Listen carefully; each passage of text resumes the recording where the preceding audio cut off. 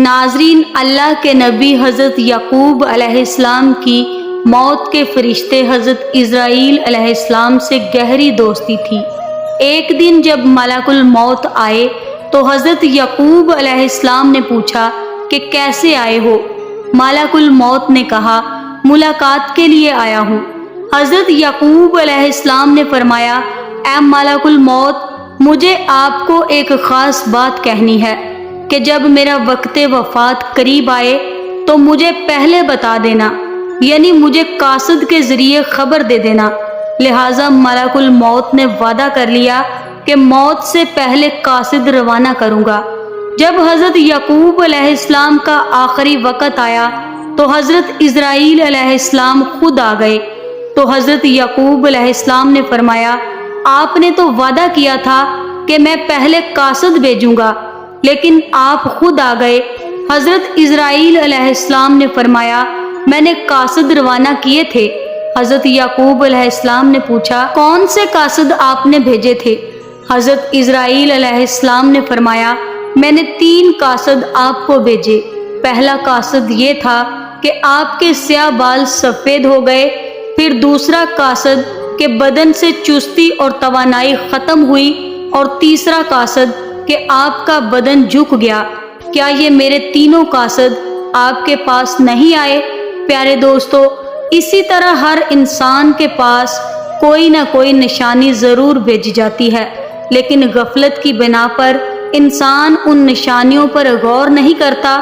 خالق کائنات اللہ رب العزت نے ہر جاندار کے لیے موت کا وقت اور جگہ متعین کر دی ہے، اور موت ایسی چیز ہے کہ دنیا کا کوئی بھی شخص خواہ وہ کافر ہو یا فاجر ہو، حتیٰ کہ دہریہ ہی کیوں نہ ہو، سب کے سب موت کو یقینی مانتے ہیں۔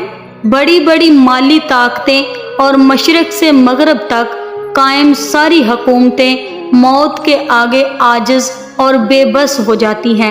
ایک بادشاہ نے کسی جگہ جانے کا ارادہ کیا، پہننے کے لیے بہترین لباس منگوایا، سواری کے لیے بہترین سواری منگائی، اس پر سوار ہو کر بڑی شان و شوکت اور تکبر کے انداز سے نکلا، جس کے نزدیک کسی آدمی کی کوئی اہمیت نہ تھی۔ اس دوران اس کے سامنے ایک بدحال میلے کپڑوں میں ایک شخص آیا اور اسے سلام کیا، لیکن بادشاہ نے اپنے غرور و تکبر کی وجہ سے اس کے سلام کا جواب نہ دیا۔ اس شخص نے اس کے گھوڑے کی لگام پکڑ لی تو بادشاہ نے کہا کہ لگام پکڑ کر تو نے بہت بڑی غلطی کی ہے۔ وہ شخص بولا میں تیرے پاس ایک ضرورت سے آیا ہوں۔ بادشاہ نے کہا کہ میرے نیچے اترنے کا انتظار کر۔ اس نے کہا نہیں، اسی وقت آپ سے کام ہے۔ یہ کہہ کر اس نے لگام کو زور سے جھٹکا دیا۔ بادشاہ نے کہا کہ ٹھیک ہے، اپنی ضرورت بیان کرو۔ اس شخص نے کہا یہ راز کی بات ہے۔ بادشاہ نے اپنا چہرہ اس کے قریب کیا، اس نے کان میں سرگوشی کی کہ میں ملک الموت ہوں۔ یہ سن کر بادشاہ کا رنگ متغیر ہو گیا اور زبان لڑکھڑا گئی۔ وہ کہنے لگا کہ مجھے اتنی مہلت دے دے کہ میں اپنے گھر واپس آ جاؤں اور اپنی کچھ ضروریات پوری کر لوں اور اپنے اہل و عیال کو الوداع کہہ دوں۔ ملک الموت بولے کہ اب اس بات کی اجازت نہیں ہوگی، اب کبھی تو اپنے اہل و عیال اور مال و متاع کو نہیں دیکھ سکے گا۔ یہ کہہ کر ملک الموت نے اس کی روح قبض کر لی اور وہ سواری سے بے جان لکڑی کی طرح زمین پر گر پڑا۔ پیارے دوستو، حضرت عبداللہ بن عباس رضی اللہ تعالی عنہ فرماتے ہیں کہ جب حضرت ابراہیم علیہ السلام کے پاس ملک الموت حضرت اسرائیل علیہ السلام حاضر ہوئے تو انہوں نے فرمایا اے ملک الموت، مجھے دکھاؤ کہ تم کافروں کی روحیں کس طرح قبض کرتے ہو۔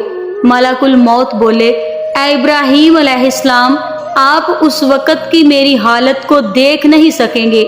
حضرت ابراہیم علیہ السلام نے فرمایا میں دیکھنے کی طاقت رکھتا ہوں۔ حضرت اسرائیل علیہ السلام نے عرض کی آپ اپنا رخ پھیر لیجئے۔ کچھ دیر بعد حضرت ابراہیم علیہ السلام نے پلٹ کر ملک الموت کی طرف دیکھا تو وہ سیاہ رنگ کے آدمی کی شکل میں تھے۔ ان کا سر آسمان تک پہنچ رہا تھا، ان کے منہ سے آگ کے شعلے نکل رہے تھے اور ان کے جسم کا ہر ایک بال ایک انسان کی شکل میں تھا جس کے منہ اور کانوں سے آگ کے شعلے نکل رہے تھے۔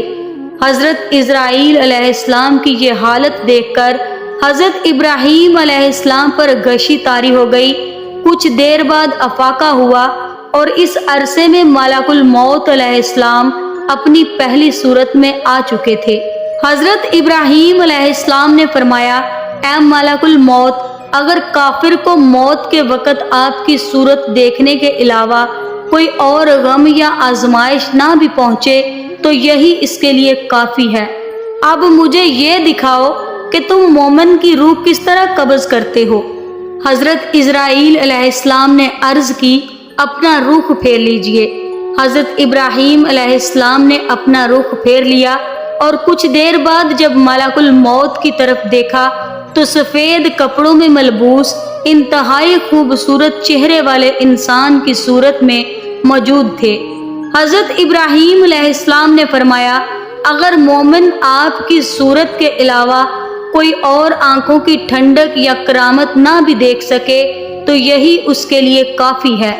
حضرت اسرائیل علیہ السلام ہر مومن اور کافر کی روح قبض فرماتے ہیں، لیکن جب کافر کی روح قبض فرماتے ہیں تو اس وقت انتہائی ڈراؤنی شکل ان کے پاس آتی ہے، اور جب مومن کی روح قبض فرماتے ہیں تو اس وقت انتہائی خوبصورت شکل میں ان کے پاس تشریف لاتے ہیں اور اس کے ساتھ نرمی اور شفقت برا سلوک فرماتے ہیں۔ اسی طرح ایک بندہ مومن سے ملک الموت کی ملاقات ہو گئی۔ ملک الموت نے اس بندے سے کہا کہ مجھے تم سے ایک راز کی بات کہنی ہے۔ اس نے کہا کہ ضرور کہو۔ ملک الموت نے کہا، میں ملک الموت ہوں۔ اس نے کہا کہ خوش آمدید، آپ سے ملنے کا مجھے شوق تھا۔ ملک الموت نے کہا کہ جو کام تم نے کرنا ہے وہ پورا کر لو۔ اس شخص نے کہا کہ مجھے خدا کی ملاقات کے علاوہ اور کوئی کام محبوب نہیں ہے، آپ میری روح قبض کر لیں۔ ملک الموت نے کہا کہ تم کس حالت میں مرنا پسند کرو گے؟ اس نے پوچھا، کیا تمہیں اس کا اختیار ہے؟ ملک الموت نے کہا کہ تم جس حالت میں مرنا پسند کرو گے میں اسی حالت میں تمہاری روح قبض کروں گا۔ اس نے کہا کہ میں سجدے کی حالت میں مرنا چاہتا ہوں۔ اس شخص نے خدا کے ہاں سر سجدے میں رکھ دیا اور ملک الموت نے اس کی روح قبض کر لی۔ حضرت خضر رضی اللہ تعالی عنہ فرماتے ہیں کہ حضور اکرم صلی اللہ علیہ وآلہ وسلم نے ایک انصاری صحابی کے پاس حضرت اسرائیل علیہ السلام کو کھڑے دیکھا تو فرمایا، اے ملک الموت، میرے اس صحابی کے ساتھ شفقت اور نرمی سے پیش آنا کیونکہ وہ مومن ہے۔ حضرت اسرائیل علیہ السلام نے عرض کی، یا رسول اللہ صلی اللہ علیہ وآلہ وسلم، آپ خوش رہیں اور آپ کی آنکھیں ٹھنڈی ہوں۔ میں آپ پر ایمان لانے والے ہر شخص کے ساتھ انتہائی نرمی اور شفقت سے پیش آتا ہوں۔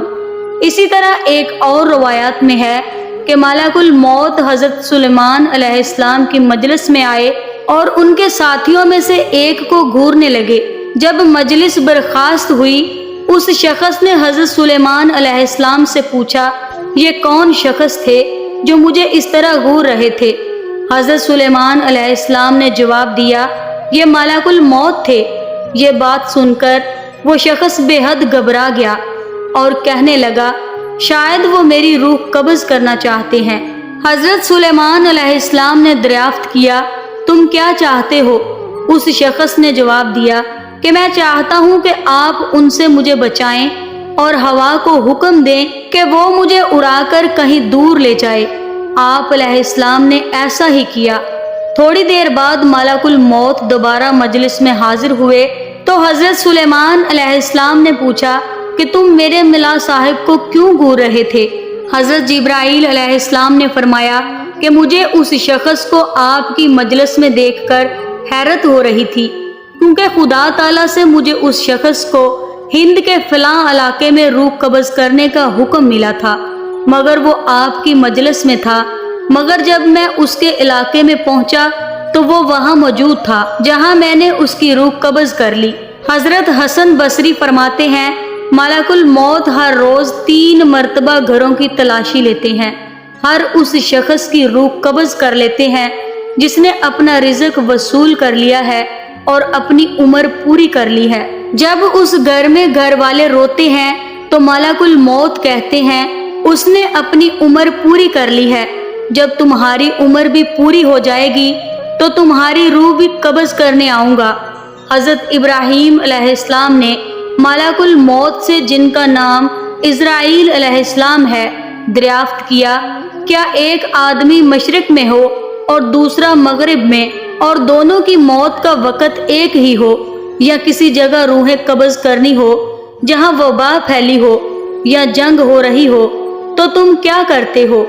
उन्होंने फरमाया कि अल्लाह के हुक्म से रूहों को बुलाता हूँ और वो मेरी उंगलियों के दरमियान समा जाती हैं तो मैं रूहें कब्ज़ कर लेता हूँ। एक रिवायत ये भी है कि पूरी ज़मीन मलाकुल मौत के लिए एक प्लेट की तरह है, वो जिसे चाहता है उसमें से उठा लेता है। प्यारे दोस्तों, हज़रत अली रज़ियल्लाहु ताला अन्हु से पूछा गया कि वो कौन सा अमल है जिससे मौत के वक़्त मलाकुल मौत इंसान की ताज़ीम करते हैं और उसकी रूह सुकून से कब्ज़ करते हैं।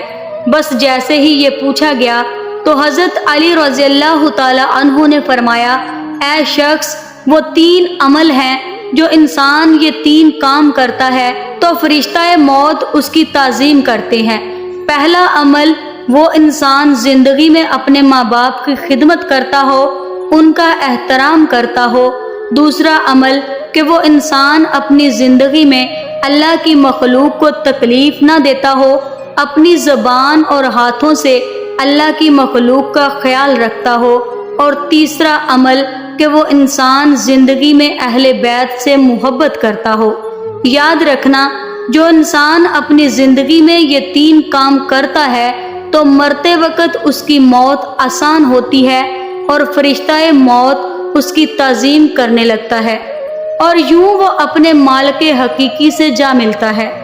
दोस्तों, हज़रत इमाम जाफ़र से रवायत है कि जब अल्लाह ने हज़रत आदम अलैहिस्सलाम को पैदा करने का इरादा किया तो हज़रत जिब्राईल अलैहिस्सलाम को दुनिया भर से मुट्ठी भर खाक लेने भेजा ताकि उससे हज़रत आदम अलैहिस्सलाम को खलक कर सकें। हज़रत जिब्राईल अलैहिस्सलाम जैसे ही ज़मीन से खाक उठाने लगे तो ज़मीन ने सवाल किया कि आदम की खलकत से खुदा का क्या मकसद है?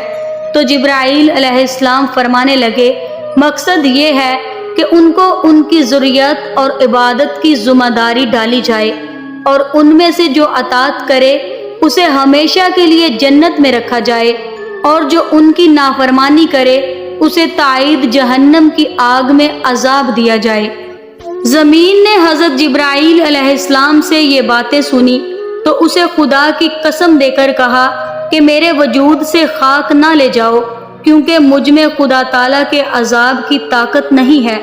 लिहाजा जिब्राईल अलैहिस्सलाम ज़मीन से मट्टी उठाए बगैर वापस पलट गए और अल्लाह ताला से अर्ज़ की कि ज़मीन ने मुझे आपकी बुजुर्गी की कसम दी, लिहाजा मैं वहाँ से कुछ भी ना उठा सका।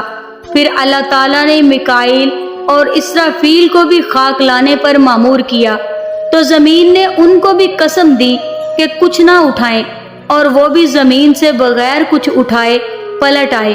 फिर अल्लाह ताला ने हज़रत इज़राइल अलैहिस्सलाम को खाक लाने पर मामूर किया।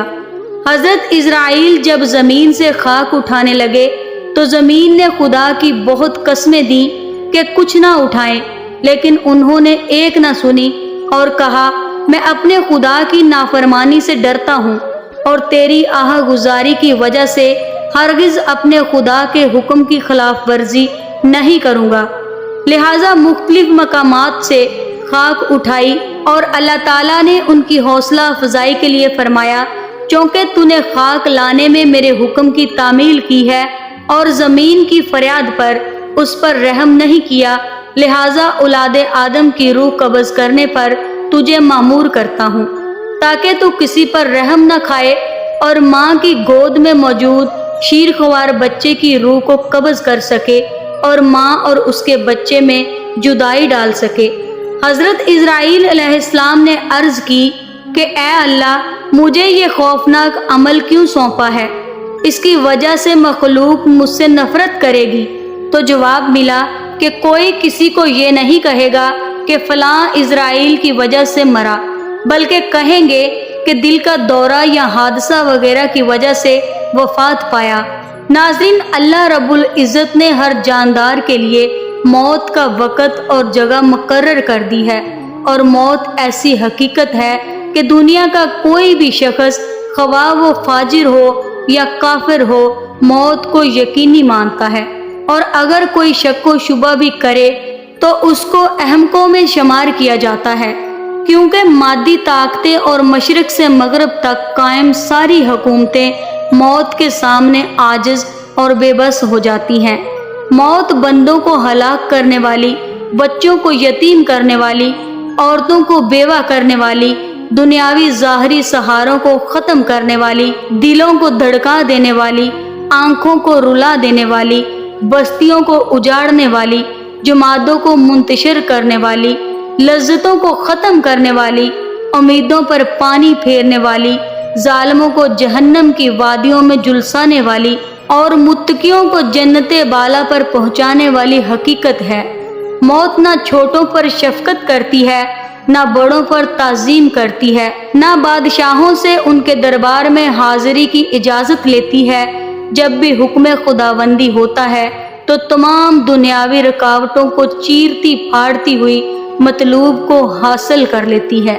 سورہ آل عمران میں بھی ہے، دنیاوی زندگی کا فائدہ آخرت کے مقابلے میں کچھ بھی نہیں۔ سورہ توبہ میں ارشاد ہوا کہ کہہ دو کہ دنیا کا فاصلہ تو تھوڑا سا ہے، اور جو شخص تقوی اختیار کرے اس کے لیے آخرت کہیں زیادہ بہتر ہے، اور ان پر ذرا برابر بھی ظلم نہیں ہوگا۔ سورہ نساء میں ہے کہ اور یہ دنیاوی زندگی کی کھیل کود کے سوا کچھ بھی نہیں، اور حقیقت یہ ہے کہ کردار آخرت ہی اصل زندگی ہے۔ اگر یہ لوگ جانتے ہوتے کہ حضور اکرم صلی اللہ علیہ وآلہ وسلم نے ارشاد فرمایا، جس کا مفہوم ہے 5 امور سے قبل 5 امور سے فائدہ اٹھایا جائے، بڑھاپے سے قبل جوانی سے، مرنے سے قبل زندگی سے، مصروفیت سے قبل فراغت سے، غربت سے قبل مال سے، بیماری سے قبل صحت سے۔